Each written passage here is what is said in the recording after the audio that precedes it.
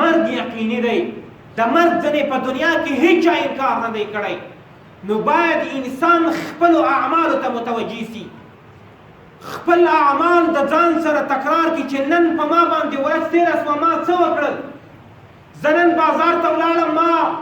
په بازار کې څومره مسلمانان مې په تجارت او په سوداو کې خطا یاستل. هغه هلک چې کله د مور ځنې تولد سي، کوم قوت چې په انسان ته الله ورکړی دی هغه ټول د دغه کوچني هلک په پښو په لاسونو کې پروت وي. کله چې سپین ږیری شو، هغه قوت چې د ده په ملې کې موجود دی،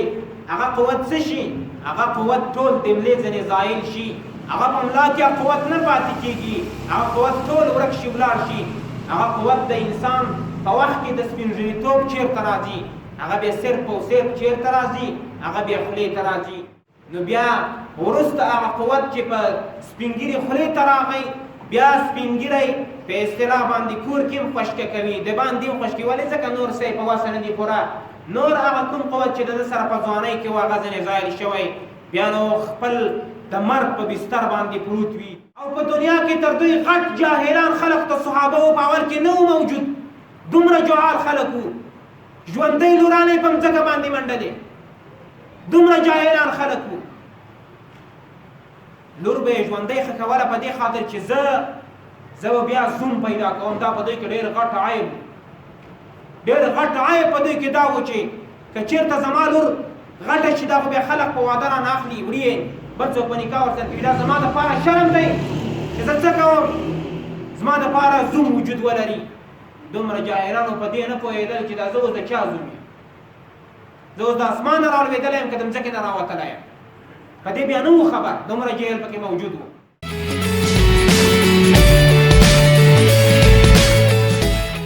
سیئات اعمالنا من يهده الله فلا مضل له ومن يضلله فلا هادي له ونشهد أن لا إله إلا الله ونشهد أن محمدا عبده ورسوله. قال ربي اشرح لي صدري ويسر لي أمري واحلل عقدة من لساني يفقه قولي. سبحانك لا علم لنا إلا ما علمتنا إنك أنت العليم الحكيم. أما بعد فقد قال الله سبحانه وتعالى في محكم كتابه وفي كلامه العظيم: أعوذ بالله من الشيطان الرجيم، بسم الله الرحمن الرحيم. كل نفس ذائقة الموت الآية. وقال النبي صلى الله عليه وعلى آله وصحبه أجمعين: أكثروا كل هذا من لذات أي الموت. صدق الله المولانا الخالق العظيم، وصدق رسوله النبي الكريم، ونحن على ذلك لمن الشاهدين والشاكرين. وقال الله تبارك وتعالى في موضع آخر: إن الله وملائكته يصلون على النبي يا أيها الذين آمنوا صلوا عليه وسلموا تسليما. سمخلوقات دي چې الله پیدا کړي دي ټول د هغې ځنې غافلین ګرځېدلي دي، هغه ټول غافلین ګرځېدلي دي، یوازې او یوازې د دې حالات او د دې د سرترسنې دغه څه دي دا ناخبر دي. مسلمانانو، انسان چې کله د مور نه تولد سي،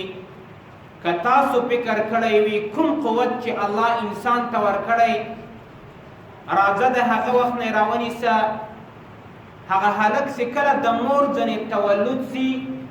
کوم قوت چې په انسان ته الله ورکړی دی هغه ټول د دغه کوچني هلک په پښو په لاسونو کې پروت وي. څومره قوت چې الله ورکړی انسان ته، دا قوت څه دی؟ دا ټول څه وي؟ دا په انسان کې موجود وي په هغه وخت کې چې کله دی د مور ځنې تولد شي. که مو فکر کړی وي چې کوچنی هلک پروت وي، دی بس پښې هم ښوروي، لاسونه هم ښوروي، نور ډېر قوت چې دی هغه یې په لاسو په پښو کې موجود دی، او دی دغه څه کوي، دا قوت دی هلته استعمالوي، بس پښې هم کوروي او لاسونه هم کوروي. بیا راځه کله چې دی په پښو باندې ګرځېږي، په پښو باندې چې کله دی ګرځي بلوغ ته نه دی رسېدلی. کوم قوت چې په انسان کې پروت دی چې مثلا دی په پښو باندې ګرځېږي او دی بلوغ ته نه یې رسېدلی او هغه قوت په ده کې موجود وي، بیا نو په کوڅې کې د نورو ملګرو انډیوالانو د همسایګانو د بچیانو سره ځغلي، بیا هلته ساعتونه تېروي،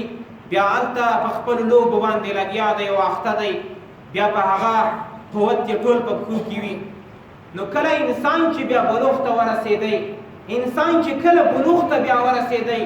کوم قوت چې د دغه حالت په پښو په لاسونو کې وجود درلودو، هغه دلته چې کوم موجود و، هغه قوت ټول راځي د انسان ملا ته. بیا نو دی تر امتحان لاندې کېږي، بیا نو شیطان ورته هغه نارواوې، هغه د فسق او د فجور مجالس، هغه نفسي خواهشات دته رامخکې کوي. بیا نو دی تر امتحان سم لاندې کېږي، بیا نو زه تر مرګه پورې.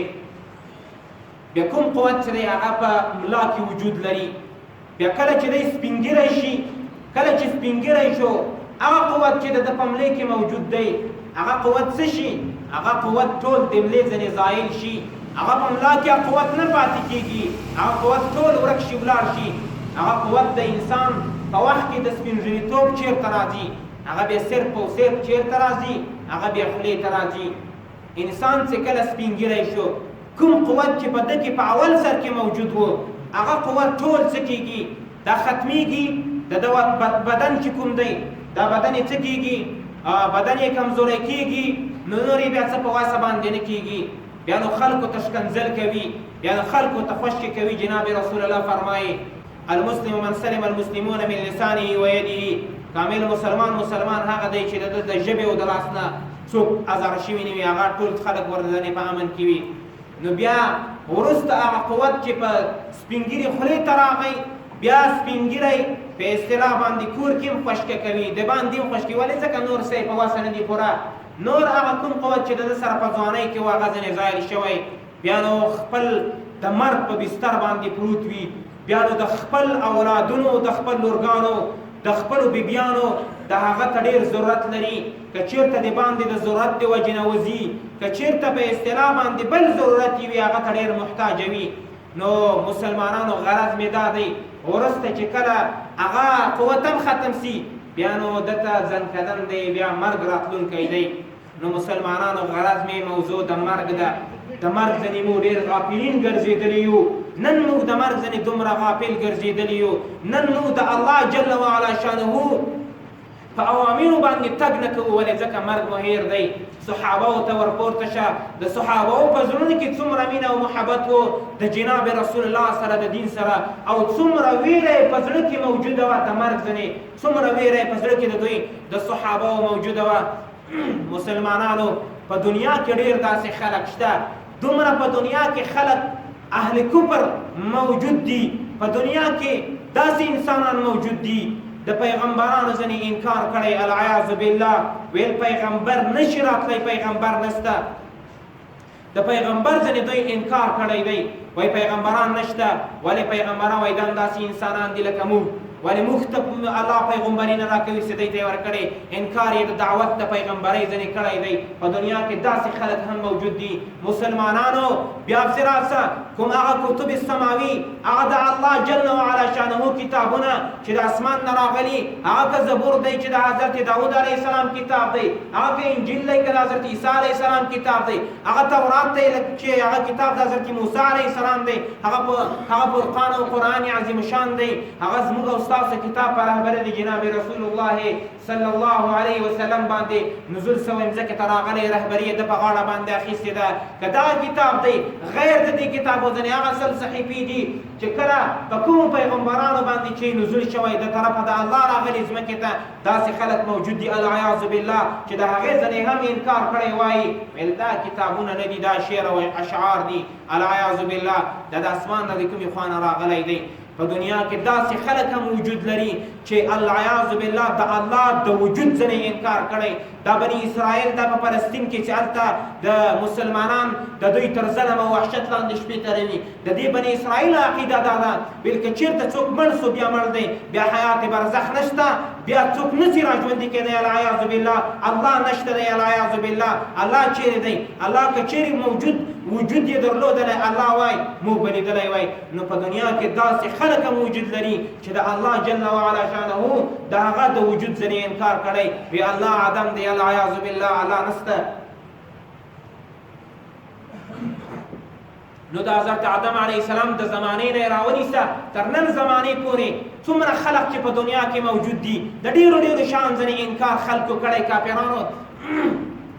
منګر د آدم علیه السلام د زمانې نه تر نن زمانې پورې تواریخ ورپسې وګورئ داسې یو څوک نشته چې د مرګ ځینې انکار کړی وي، هغه که کافر دی که زندیق دی که غیر اسلام دی که اسلام دی، هر سړی په دې باندې قایل دی چې مثلا یو وخت به انسان پیدا کېږي غټېږي به آخر وجه یې څه دغه بیا مرګ دی، مرګ به ورته راځي، بیا به د حضرت اسرائیل علیه السلام منګولو ته ورځي، هغه به ورباندې معتصم کېږي، د ده روح به اسمان ته خېژوي، بیا به نو ختمیږي. مسلمانانو جناب رسول الله صلی الله علیه وسلم فرمایي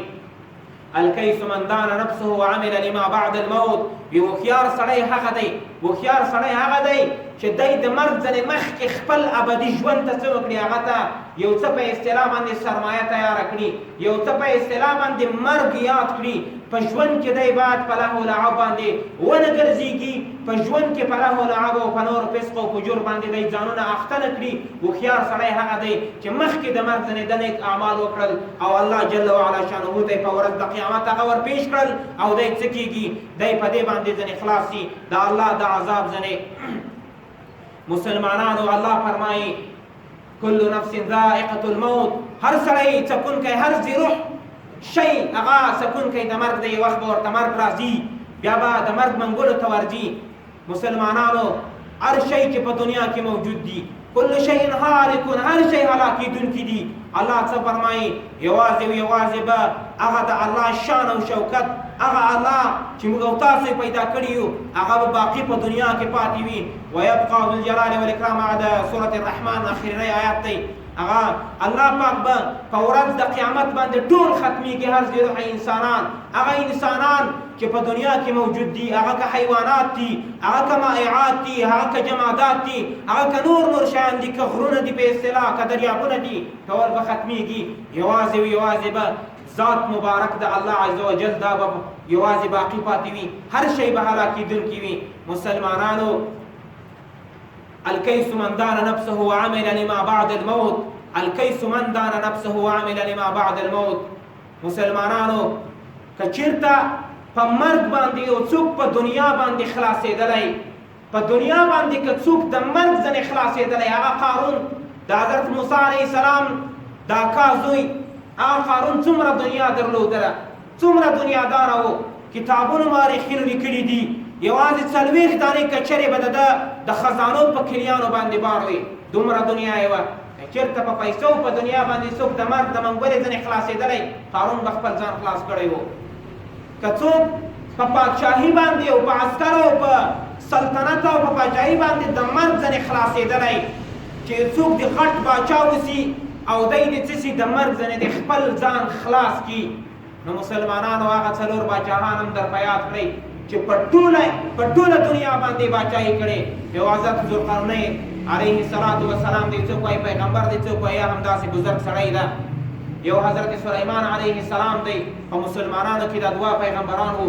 دوی څه کړې ده؟ دوی په ټوله دنیا باندې باچاهي کړې ده، په ټوله دنیا باندې باچاهي. نمرود، بخت نصر، کافران دوی په ټوله دنیا باندې باچاهي کوله، خو کله چې مرګ صحنه راورسېده، د مرګ صحنې ته چې کله دی راورسېدل، بیا نو په بادشاهي باندې که چېرته کېدلی، بیا به هغو خلکو ځان خلاص کړی و. حضرت سلیمان علیه السلام ته الله څومره قدرت ورکړی و، په دنیا په ګوټ ګوټ کې چې هر ځای بیکار و، باد ته به یې امر وکړو، باد د ده تابع و، تخت باندې به کېناسته سره د ملګرو، باد ته به یې امر وکړو ویل ویسه په پلانکي ځای کې کېږده، په ټوله دنیا باندې باچاهي کوله. که چېرته په باچاهۍ باندې خلاصېدلی، هغه سره حضرت سلیمان علیه السلام به ځان خلاص کړی و. حضرت ذوالقرنین علیه السلام چې کله وفات کېږي، دی څه وایي؟ دا د ټولې دنیا باچا او مسلمانانو دی وایي ویل زه چې کله وفات شوم خپلو ملګرو ته وصیت کوي زه چې کله وفات شوم تاسو به څه وکړئ ما ته مو چې کله کفن راکړ کفن کې به مې تر کفن راوباسئ دا یو لاس به مې تر کفن راوباسئ بیا به مې په تخت کې پرېباسئ بیا به نو تاسو دا تخت ویسئ داسې په بازار کې څو واره داسې د بازار تر سره او تر پایه پورې به څه وکړئ دا تخت به ویسئ دوی ورته وویل ویل دا په دې کې څه راز دی دا څه وجه ده ولې موږ داسې کار وکړو حضرت ذوالقرنین علیه السلام ورته فرمایي ویل دا د دې په خاطر کوم چې خلقو ته مرګ وریاد شي خلقو ته داسې مرګ وریاد شي ووایي چې هغه د ذوالقرنین هغه د ټولې دنیا باچا هغه ذوالقرنین باچا چې څومره دبدبه او سلسله په دنیا کې جاري وه په ټوله دنیا باندې باچاهي کوله نن هغه د لوڅې پښې روان دی د یو کفن سره نن هغه د دنیا او شان او شوکت او سلطنت هېڅ ګټه ورته ونه کړه نن تش لاس یې تر کفن راوتلی یوازې او یوازې قبر ته به ځي نو مسلمانانو کل نفس ذائقة الموت هر چې روح انسان هر چې روح شی هغه څه دی هغه څکونکی د مرګ دی الکیس من دان نفسه وعمل لما بعد الموت حضرت بهلول دانا دا یو په اصطلاح باندې یو ډېر غټ بزرګ تېر شوی اگر چې په هغې زمانې کې به خلکو ورباندې پسخنده او ملنډې وهلې خلکو به ملنډې ورباندې وهلې ویل به یې ویل دا لیونی دی د حضرت امیر المؤمنین هارون رشید رحمت الله تعالی علیه په زمانې کې تېر شوی بهلول دانا هلته په کتابونو کې په بهلول مجذوب باندې مشهور دی دا ډېر بزرګ سړی و دې ته الله عز وجل ډېره تقوا ورکړې وه یو وخت کې هارون رشید باچا خپل ماتحت عسکرو ته وویل ویل ای عسکرو ما ته چې کله بهلول دانا راځي تاسو به یې تلاشي کوئ نه ما ته به یې همداسې راپرېږدئ راځي دي زما تخت ته دلته زه د سره زما طبیعت ډېر لګېږي زه به د ده سره دلته ګپه کوم یو وخت کې حضرت بهلول دانا رحمت الله تعالی علیه راغی امیر المؤمنین هارون رشید رحمت الله تعالی علیه په تخت باندې ناست دی سیبان ورسره دي سیبان پرې چاړه په لاس کې ده بهلول دانا راغی بهلول دانا چې راغی دی ورته وایي امیر المؤمنین ای بې عقله چیرې ورک وې دا څو ورځې پوښتنه نه کوله بهلول دانا ته وایي ای بې عقله که چیرې وي پوښتنه دې نه کوله ده ورته ویل داسې په کارونه اخته وم نه وم که څنګه نو راغی ورسره کېناستی چې دا خو یو ولي الله شخص دی خو ده به ګپه ورسره کوله دی به په بعضو نومونو باندې متهموه ورته به ویل به چې په تا تر تا ځنې ای بهلوله په ټوله دنیا کې بې عقل سړی نشته ته ډېر کم عقل انسان یې آخر امیر المؤمنین هارون رشید رحمت الله تعالی علیه ورته وایي و ای بهلوله زه تا ته دغه چاړه در کوم دا چاړه واخله په دنیا کې دي چې تر ځان غټ بې عقل او کم عقل انسان پیدا کړ دا هغه ته په تحفه کې ورکړه بهلول دانا ورته وخندل ویل را یې کړه چاړه یې ورنه واخیسته په دې مابینځ کې تقریبا 14 کاله تېر شول یو وخت کې امیر المؤمنین هارون رشید رحمت الله علیه هغه د مرګ په بستر باندې پروت دی مریض دی یو چا ورته وویل ستا ملګری هارون رشید هغه مریض دی بهلول دانا رحمت الله علیه ته وایي ولې یو پوښتنه نه ورباندې کوې اخر دی ورغی چې ورته راغی هارون رشید په تخت باندې پروت دی د مرګ په حالت کې بهلول دانا رحمت الله علیه ورته وایي وی هارون رشید څه در سوي دي ولې داسې پروت یې ویل په ډېر غټ سفر روان یم د مرګ سفر ورته ښیي ویل په ډېر غټ سفر روان یم ویل ښه په ډېر غټ سفر روان یې ویل چې در سره به یې که نه ویل نه زه مرګ درته ښیم زه داسې په بل ځای ته نه ځم وی نه تورې دې در سره اخیستې که نه دي مالونه دې جمع کړي که دې نه دي جمع کړي د سفر تیاری دې نیولی که دې نه دي نیولی ته خو باچا یې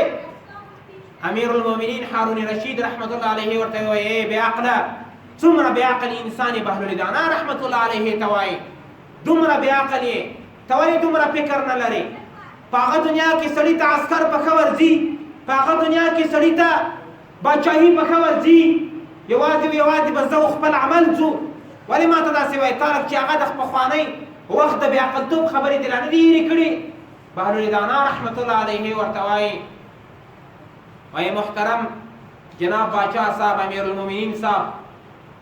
نو چې دا رقم خبره ده ستا یو امانت زما سره پروت دی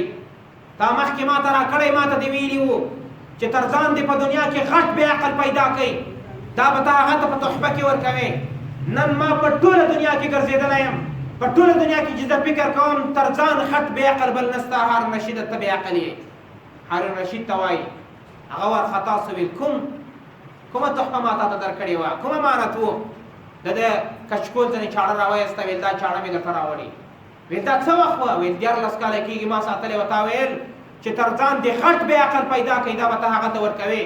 زه چې نن فکر کوم تر ځان غټ بې عقل چې زه وینم هغه ته یې ولې ځکه ته چې یو وخت پر تخت به ناست وې ستا چې دبدبه او باچایي دې وه ته به چې یو مصر ته تلې او شام ته به تلې نورو عربي مملکتو ته به په سفر تلې یوه میاشت مخکې به تا د سفر دپاره تیاری نیوه یوه میاشت مخکې به دې خلک مخ ته واستول د مقدمة الجیش په شکل هغه به دې واستول لار به یې درته صافوله باچا وې ستا ځنې دغه ابدي سفر هیر و نو زه پوهېږم چې تر ما غټ بې عقل نسته هغه نو ته یې هارون رشید امیر المؤمنین رحمت الله علیه په ژړا باندې شو خپله هارون رشید ورته وایي ویل تا خو موږ خو تا ته ویل چې ته ډېر غټ بې عقل یې مګر نه خبره دا ده چې ستا هره خبره د حکمتونه ډکه ده د دې مخ په ایسته به تا ته څوک بې عقل نه وایي ته ما ته بښنه وکړه هارون رشید په ژړا شو دا حدیث هارون رشید ورته ووی الکیس من دان نفسه وعمل لما بعد الموت هوښیار سړی هغه دی چې بندوبست مخکې د مرګ ځینې ونیسي په نیکو اعمالو کې نو مسلمانانو اگر خبره داسې ده بهلول دانا دا یو ډېر ولیالله شخص تېر سوی دا به امیر المؤمنین فقط او فقط د ده سره ګپه کوله دا به امیر المؤمنین یوازې د ده سره ارتباط راسته کېده امیر المؤمنین و باچا و بیا به څه و باچا به و د ده سره به یې ګپه کوله نو عجیبه نادره ده هغه ورته وایي 14 کاله مخکې چاړه ورکړې ویل تا در سره واخله چې تر ځان دې غټ بې عقل په دنیا کې پیدا کړه هغه ته یې ورکړه 14 کاله د خپل په کچکول کې ساتلې بیا چې کله امیر المؤمنین وفات کېږي دی ورته راځي بیا ورته وایي ای امیر المؤمنینه تا څومره په کوم سفر روان یې عسکر دې تیار کړي پوځ دې تیار کړی که نه دی ورته وایي وی بې عقله ولې دې دا خبره ما ته وکړه ته بیا د بې عقلتوب خبرې دې اوس هم رامخته کړي زه د مرګ په بستر پروت یم ځان ته روان یم ولې ما ته داسې وایي چې ته عسکر هم در سره بوځه بهلول دانا ورته وایي نو باچا صاحب محترمه خبره دا ده 14 کاله مخکې دې ما ته یو امانت راکړی و تا داسې راته ویلي وو چې په دنیا کې دې تر ځان غټ بې عقل پیدا کړي دا بیا څه که د هغه ته در سره ورکړه زه فکر کوم چې تر ما غټ بې عقل بل نسته هارون رشید هغه ته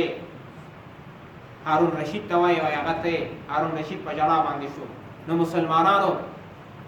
مرګ راتلونکی دی مرګ یقیني دی د مرګ ځنې په دنیا کې هیچا انکار نه دی کړی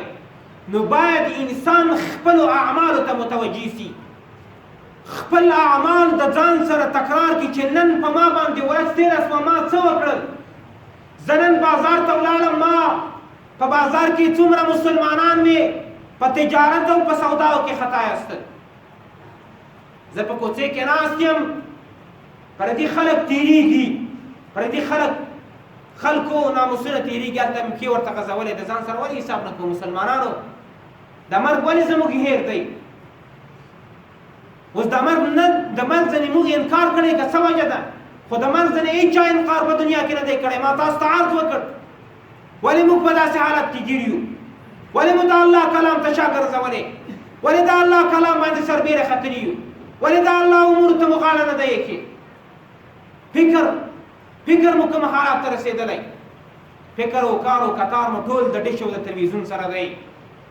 هغه نن دنیا ته راغلی نن یې د دنیا د مسلمانانو ځینې مرګ هېر کړی دی الله دې خپل فضل وکړي یو وخت کې حضرت بهلول دانا رحمت الله علیه یو ځای کې روان دی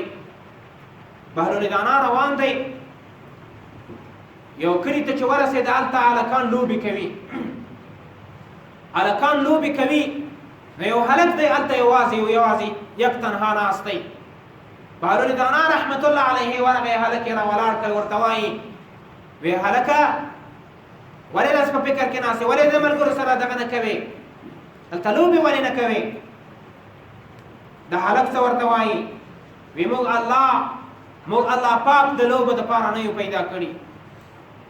وړ هلک دی بلوغ ته نه دی رسېدلی دومره کوچنی هلک دی فکر وکړئ مسلمانانو موږ الله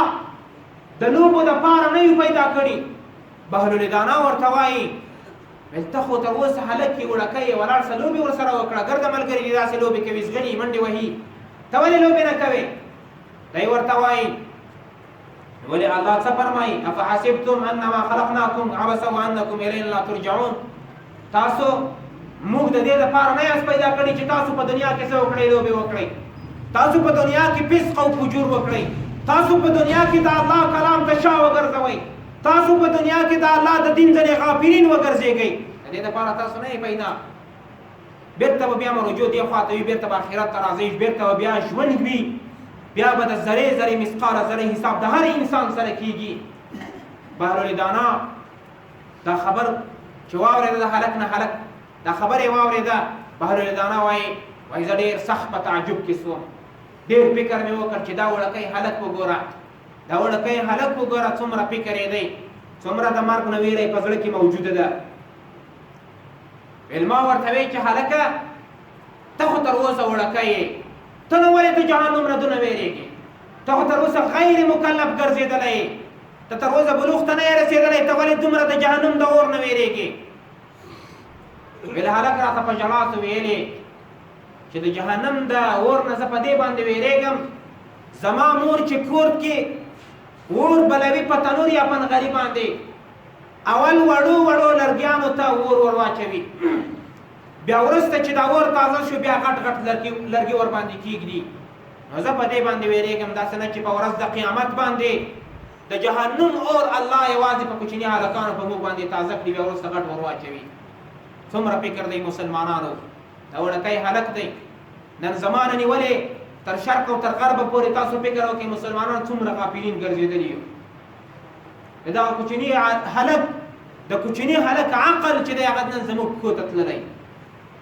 نن موږ په داسې حالت کې ګیر یو مسلمانانو الله دې خپل فضل وکړي بهلول دانا رحمت الله علیه وایي ویل ما چې کله د ده دا خبر واورېده ویل زه په ځان نه یم خبر سوی زه بېهوشه سوی یم کله چې په هوش کې راغلم هلک مې د ما نه تللی و اخر کې را روان شوم راغلم نو مسلمانانو کل نفس ذائقة الموت هر سړی هر زیروحه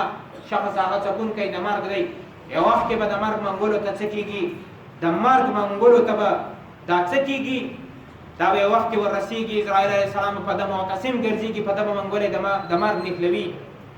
فاذا جاء اجلهم لا یستأخرون ساعة ولا یستقدمون انسان ته چې کله اجل راغی بیا به نه یو ساعت شاته سیده به مختصم کوم وخت چې په ازل کې الله ورته لیکلی چې په دغه ساعت او په دغه ورځ به ته مرې بیا به د دنیا ځنې ځې بیا که دولت لرې بیا که سلطنت لرې بیا که بچیان لرې بیا که خاني لرې بیا که هر څه په دنیا کې لرې دا به ټول در ځنې ځایلېږي بیا به ټول دسکه پاتې وي بیا به یوازې خپل د عمل سره روان وي